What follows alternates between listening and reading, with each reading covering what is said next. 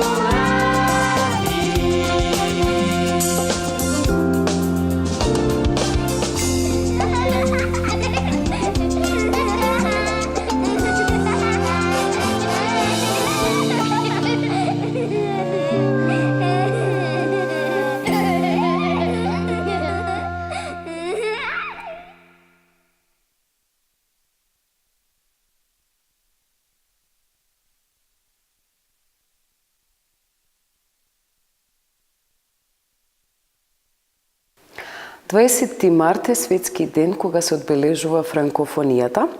Значи, што значи самата франкофонија, како се одбележува кај нас во Битола и на други прашања, ќе ми одговорат моите денешни гости. Значи, имам тројца ученици од Јосип Броз Тито гимназијата во Битола. Добре ми дојдовте. Добре ве најдовме. На почеток, ти си која? Ана Качовска. Доаѓам од трета година од гимназијата Јосип Броз Тито и ќе ви информирам повеќе за франкофонијата. Тој е поим кој што датира од 1880 година со цел да се означат луѓето и државите кои што го користат францускиот јазик. Подоцна настанува меѓународната организација на франкофонијата, која денес е една од најголемите три организации во светот и при тоа државите кои што се членки на оваа организација, вкупно ги има 56 и 14 наблюдувачки земји, соработуваат на културно ниво, економија, наука, правда и мир, а и негова главна функција е културното и литературното развивање во ерата на една глобализација на францускиот јазик. Кога станува збор за францускиот јазик, јас претпоставувам причината за што ти си денеска овде и тоа што убаво зборуваш француски, разбираш француски, пишуваш француски јазик. Дали за тоа да го совладаш францускиот јазик ти беше потребно претходно некое подготвување од мали нозе или можеби кога се соочи во гимназија со предавањата по француски јазик беа доволно за да се научи овој јазик?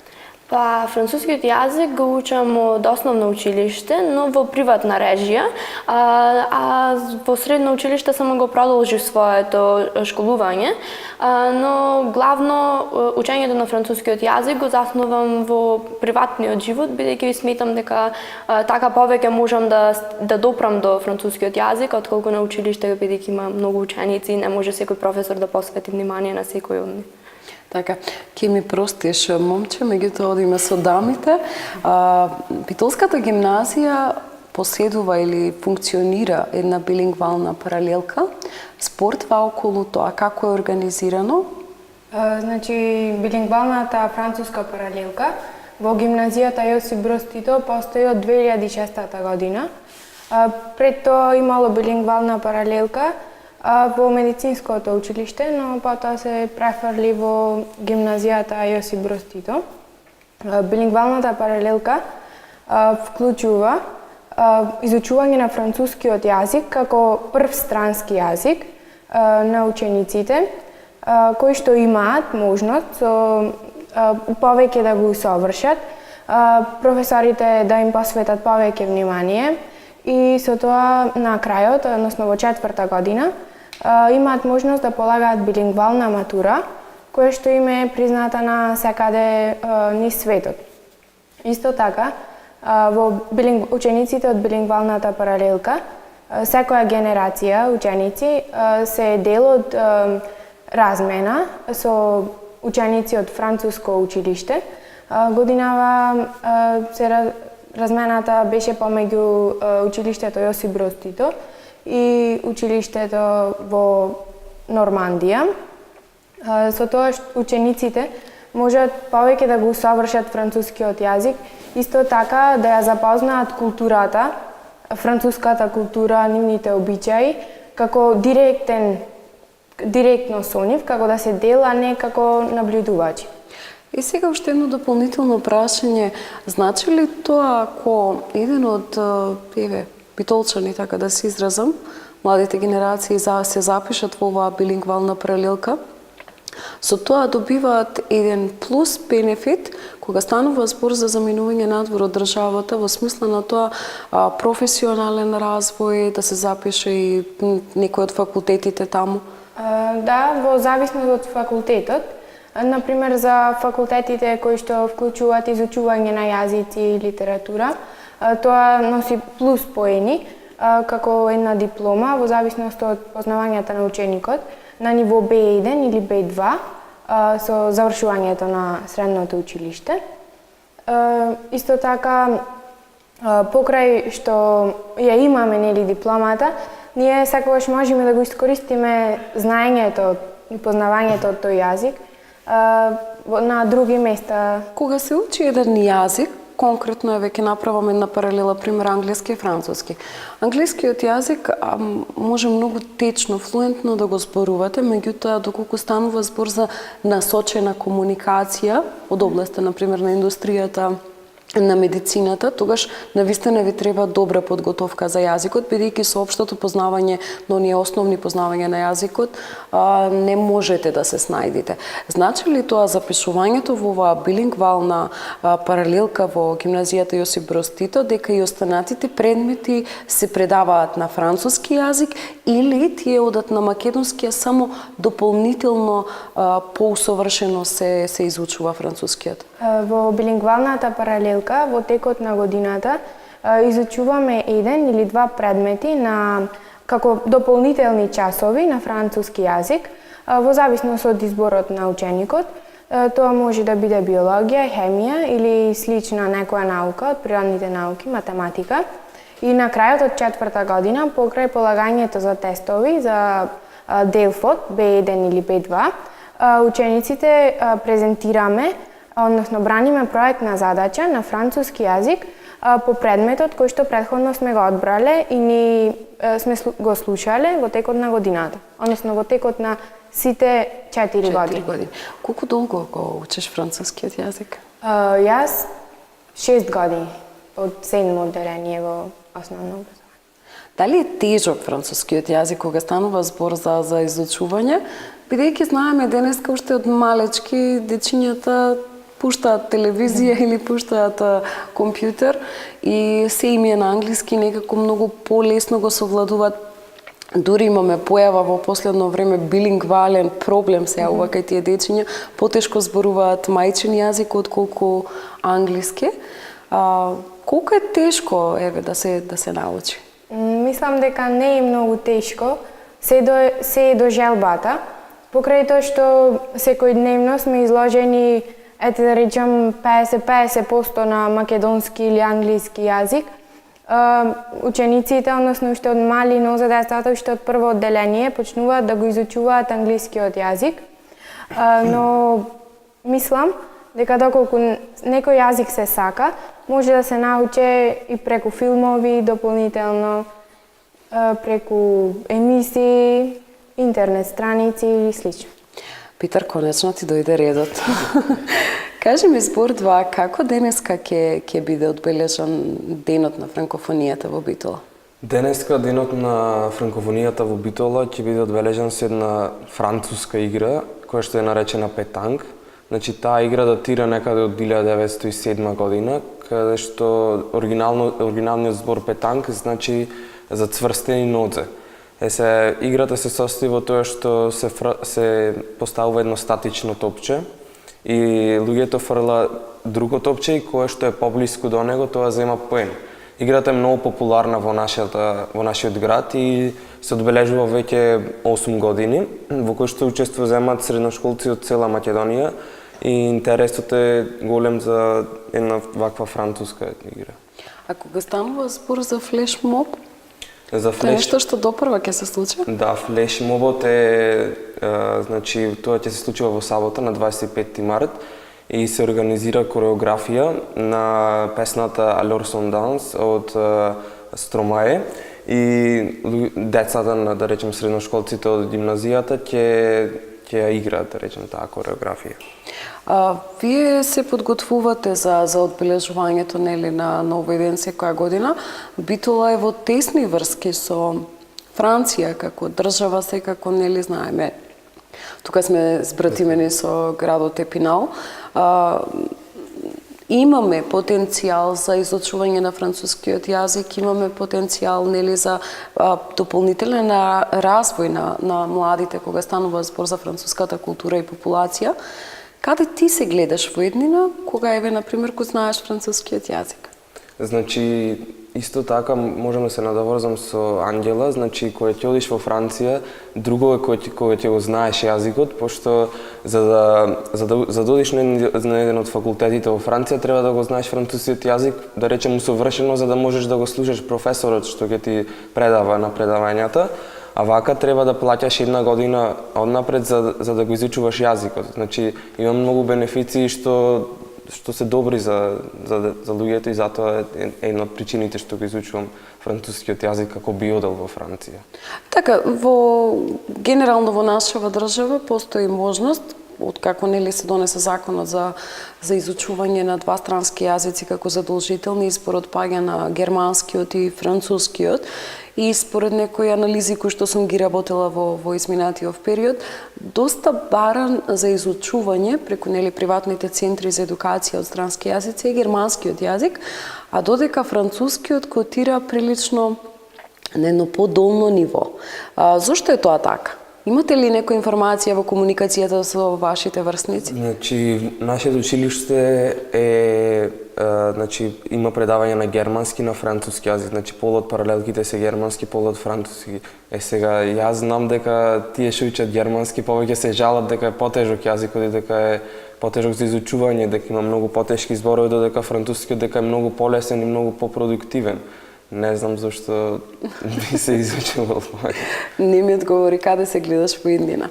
Значи ли тоа дека ќе избереш некој факултет каде што дефинитивно ќе го продолжиш јазикот? Имаше една опција да се оди во КН, то има како повеќе факултети се на едно место за повеќе науки. Јас се гледав за електроинженер во КН, ама сега не знам, зависи од многу фактори, од услови и од така натаму.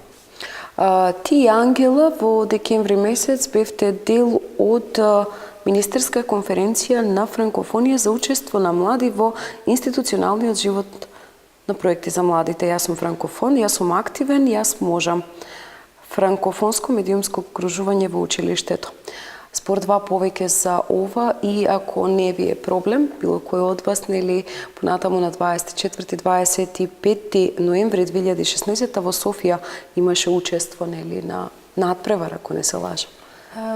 Не беше точно надпревар, беше конференција како за запознавање на младите со медиумите. Имаше предавање на сите области од таа една медиумска област, фотографија, камера, пишување на текстови, веб уредување на текстови и слично. Конференцијата се случи во Софија, во училиштето Крефејко и организацијата Крефејко. Траеше 3 дена и можам да кажем беше доста продуктивна и интересна. Можност за да стекнеме нови знаења или познавања и нови пријателства секако. Вие двајцата сте матуранти годинава, ако не се лажам. Ке ве оставам малку за подоцна, бидејќи Ана малку си ја подзабравивме, Ана беше, не се лажам. До тебе се ученици или соученици кои што се 1 година повозрастни од тебе, ти си 3-та година. Да. Така, добро, дај ми потврда, бидејќи немам повратна информација. Значи ли ова дека тоа информациите што ги споделија со нас твоите соученици, дека ќе те мотивираат дополнително со францускиот јазик и можеби и за тебе следува некој факултет? Па, веќе размислувам на тоа поле, бидејќи ако се размислува за странство, треба да се размислува на јазикот, бидејќи е многу тешко. Сепак не тоа што го учиме на училиште не е некоја голема формалност, е сепак јазик кој што е повеќе наменет за комуникација. Размислувам за Франција за факултет, ама малце се плашам од тие сепак предизвик и треба да се соочиме со тој предизвик. Не знам. Дали си учествувала на некакви надпревари кога се вклучува францускиот јазик или дали допрва планираш нешто такво? Да, на олимпијадите кои што се одвиваат за учениците од 3-та година, оваа година учествував. Изведени се само училишните надпревари, а понатаму следува регионално, државно и олимпијадите во Ерменија на меѓународно ниво. До сега ученици од горната гимназија учествувале веќе 3 години на меѓународно ниво. Ланската година девојче мислам дека зеде и 2-ро или 3-то место. Па ќе видиме, може ќе имам јас некаква среќа. Ајде, дај Боже. Ако можеш да кажам слободно за факултетите во Франција, значи еден од бенефитите зошто би отправиле Франција е тоа што парите за факултет се прилично исти колку во Македонија, значи колку што плаќаме во државна квота во Македонија, има такви факултети што се направени од француската влада, кои што се на исто ниво за колку кај нас. Значи тоа е многу голем бенефит, но се разбира и стандардот тука влие, пошто Франција е нормално европска земја, светска, која што има повисок стандард за факултетите. Да се доврзам само момент. Имам едно лично искуство, бидејќи мојот брат учеше 2 години во Франција. Животот таму на некој начин испадна многу поевтин во однос на животот во Македонија, бидејќи нормално мамини и татини галеници. Па кога се во Македонија си идат на секое во Битола или зависи каде студираат, па сепак на крај испаѓа дека Франција е поевтина опција во однос на некој град во Македонија. Еве, на сите ви стои над главата една опција за надвор од државава, пред се избор на некој од француските факултети или оние каде што се изучува францускиот јазик, меѓутоа што по професија би сакале да бидете? Јас кажав дека електроинженер сакам да бидам. Ангел? Јас имам поќе опции, што ги имам размислено. Имаше една опција баш за Франција, разговаравме со професорката, да ја поздравиме, нашата професорка Жанета Наумовска, која што предава билингвалните паралелки во гимназијата Јосип Брз Тито. Значи, разговаравме за една опција во Монпејер. Има факултет за филмска индустрија и драматургија, но треба малку повеќе храброст за се одбере на таква опција. Сепак, кога ќе се, да речем, кога ќе се нафатиме на тоа, знаеме дека никогаш повеќе можеби нема да работиме во нашата држава и слично. Тоа е една од причините затоа што не можам да се одлучам да студирам во странство или во Франција. А другата опција ми е односи со јавност на правниот факултет во Скопје. Ана, Мојата би е прва рано. љубов е модата, но знам дека малце потешко да се доминира во тој свет, па ќе одберам изгледа електро како него. Така, јас ќе ви посакам успех на сите, меѓутоа пред крајот на овој разговор ќе поставам едно прашање. Ја споминавме професорката Жанета. Колку е важна посветеноста од страна на професорот кога станува збор за изучување на еден јазик? Значи ли тоа наклонетоста на самиот професор кон учениците и навистина значајна доколку сакаме да постигнеме резултати? Сите. Само не наеднаш. Јас ќе кажам мислење. Мислам дека најважното за изучување на не на некој конкретен предмет, во моментот за јазик е да го сакаш јазикот, да го гледаш не низ призмата како предмет, како школски предмет, туку низ призмата како една врата да запознаеш некоја нова култура, некоја нова нација. И мислам дека наклонетоста и вниманието на професорот и неговата љубов спрема јазикот е една од причините за ти да го засакаш тој јазик и да продолжиш да се посветиш на него. Петер? Значи, тоа не е само за јазиците, значи општо во гимназијата, во сите училишта, професорите треба да бидат наклонети. Сега не знам да кажам, ама еден одреден број од професори е посветен на таа работа, но има и професори кои што не се посветуваат доволно на учениците, на односите со учениците и затоа е многу битна корелацијата помеѓу професор и ученик заради тоа што ако не сака професорот да те научи тој јазик или предмет, тогаш ти нема ни да се напнуваш на некој начин да го изучиш тој предмет. И затоа е многу битно. Се согласувам со двата, сметам дека првенствено треба да имаме во себе љубовта кон самиот јазик, а потоа и професорите да ни ја зголема таа љубов, бидејќи оној кој ни го пренесува знаењето има најголемо влијание на нас. Дечки, фала ви што бевте со мене денеска, што ги споделивме овие информации. Се надевам дека битола достојно ќе го одбележи денот на франкофонијата, а на личен план ви посакувам вашите соништа да се остварат и се надевам во наредна прилика и да студирате во Франција, не значи дека нема да се вратите во земја, вас повторно верувам ќе ви имам во ова студио и ќе разговараме на темите во смисла на тоа како е да се живее во странство, да се работи, а сепак да се вратите назад за да ги пренесете искуствата. Фала ви вас на поканата и се надевам дека ќе се видиме во наредна прилика. На секој случај, а ние, почитувани гледачи, продолжуваме понатаму со програмата.